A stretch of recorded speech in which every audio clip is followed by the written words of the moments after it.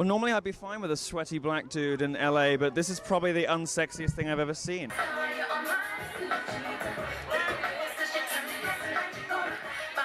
And why are you here today? We're walking for all of the victims of sexual violence. This is a empowerment movement. This is for everyone who's been a victim of anything like that. Your clothes do not define how you are sexually treated.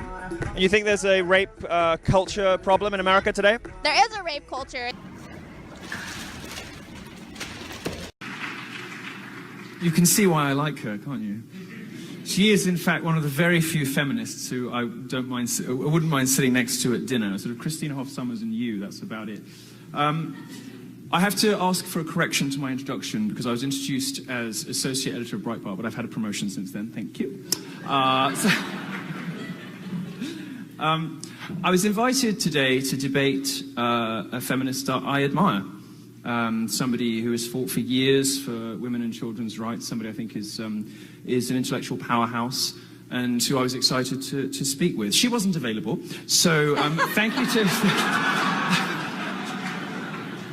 The old jokes are always the best. I know. I'm just kidding. You know I love you. No, in all seriousness, Julie is one of the good feminists. And the fun thing about this is that we're having a debate at all. The existence of this debate sort of is the answer to the question. Some of you will know that Julie and I were both banned. She was banned first, the bitch. I get very upset about this. I'm so much more offensive than you. I mean, it's literally my job to annoy people. I'm sitting on Twitter all day being as offensive as possible, and you get banned first for a 10-year-old article.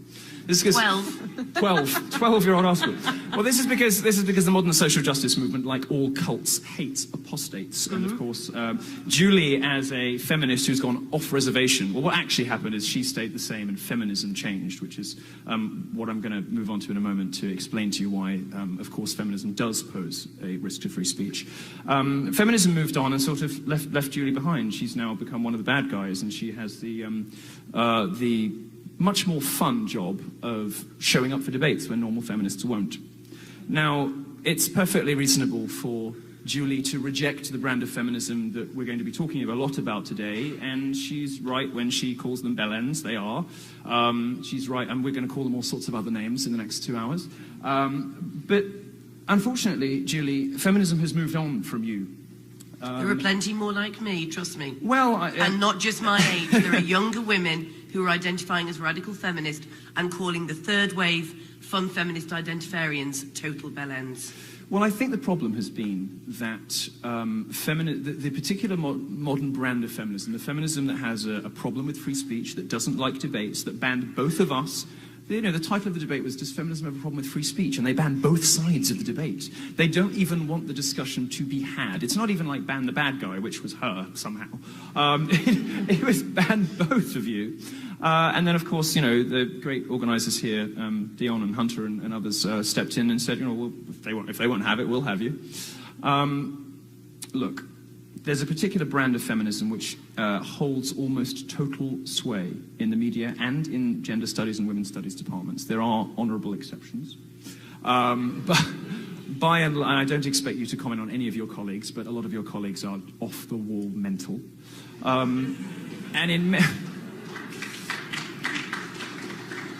We're in a situation now where students can go to university, they come out dumber than when they went in.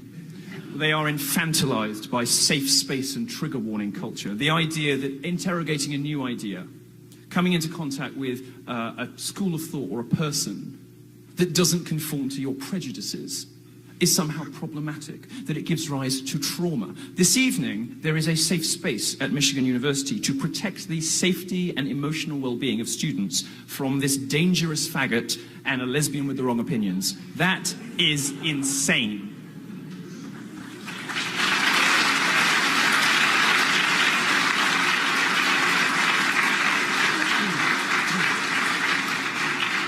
And the worst bit of this is that universities have started to go along with it. They have started to respect students' points of view when the students claim that they have been emotionally traumatized by different opinions.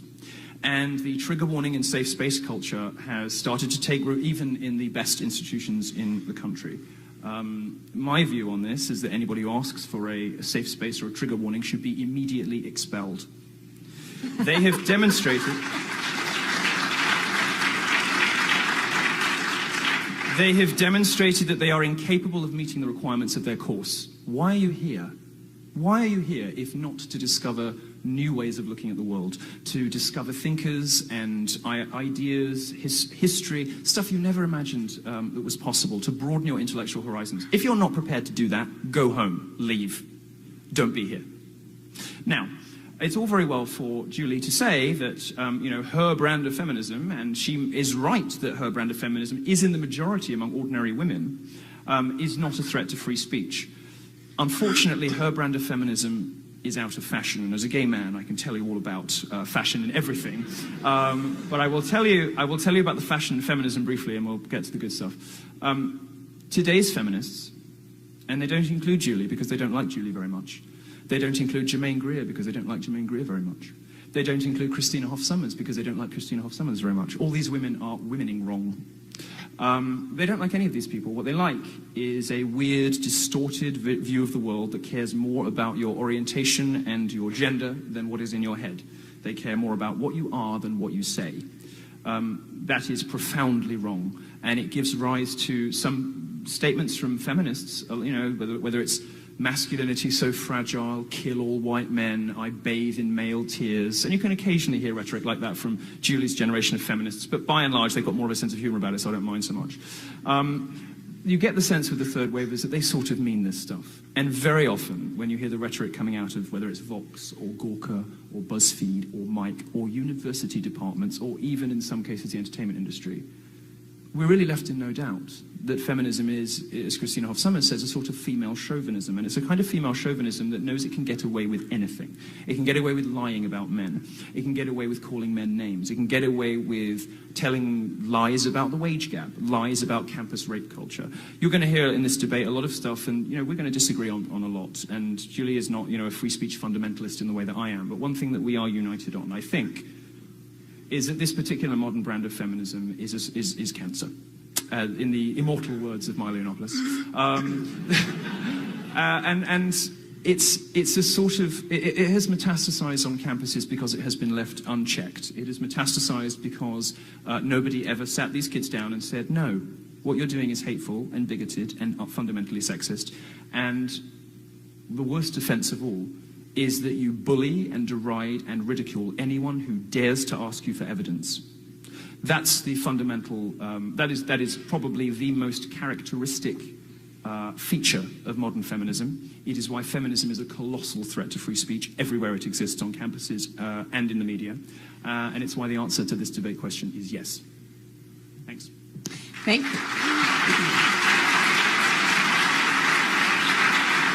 What do you think about all of the rapes that have been exposed in the media as fakes? It seems like a lot of the high-profile rape cases, the Duke Lacrosse, Columbia University, UVA, is that damaging a women's cause, or should we cover this stuff anyway because it's such an important issue? It's such an important issue. I mean, because these people's lives are affected.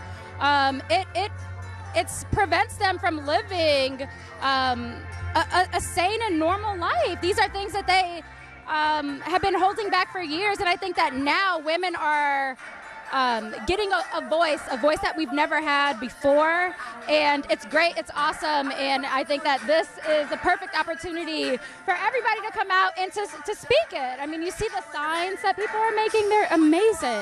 I see you just morphed into reality all of a sudden, right? So do you want to have discourse, or do you want to get down the street, or do you want to stand here and look exasperated and disgusted?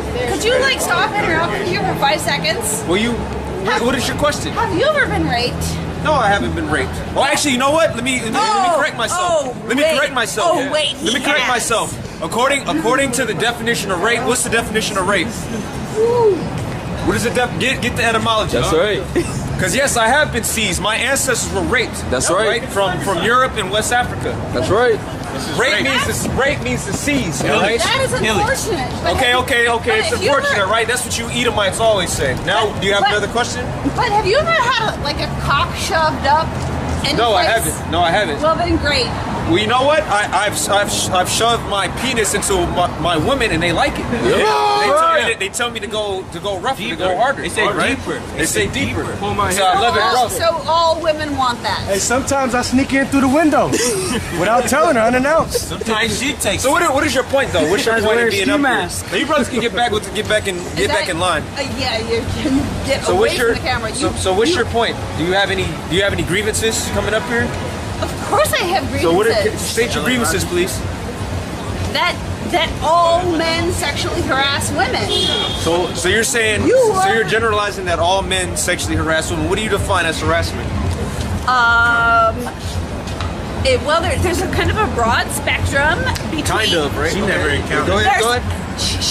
Shut the fuck up! You want to see the spectrum? Do you want to have discourse, or do you want to use profanity? First, there's interrupting me.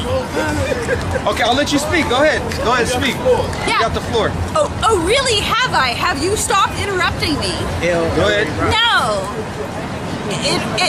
There's a spectrum, and it ranks from interrupting to demeaning to belittling to raping women. So interrupting, right? So what I just did, that was a form of harassment. He says, you gotta get out of here, man.